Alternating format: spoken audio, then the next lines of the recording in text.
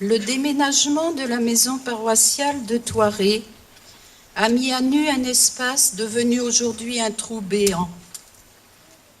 Pour nombre d'entre nous, c'est une salle bien connue qui disparaît. Ils y ont été initiés à la foi avec leurs catéchistes ou s'y sont préparés au mariage. Pour nous, les aînés qui avons connu les bâtiments plus anciens, cet espace est aussi lié à notre enfance.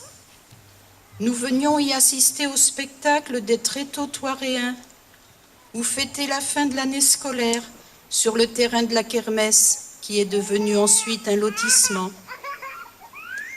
Nous sommes nombreux à avoir découvert la télévision en ces lieux. Le curé de l'époque nous octroyait 1 heure de programme enfantin après la séance de caté du jeudi.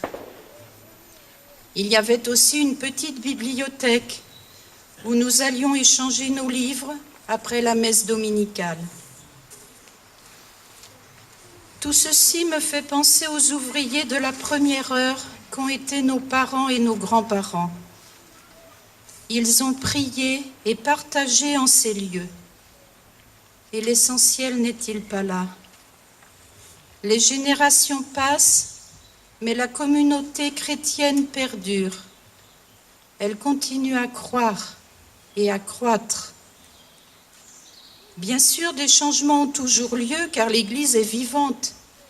Et nous avons apprécié lors de ce déménagement l'aide de nos amis des autres clochers.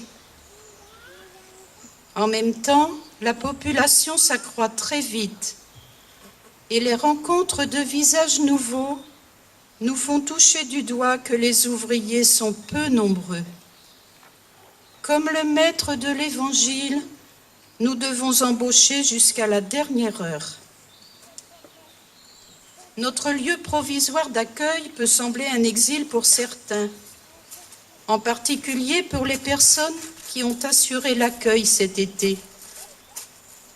Mais la rentrée va le transformer en un lieu de vie, peut-être même une ruche où se croiseront les générations de chercheurs de Dieu.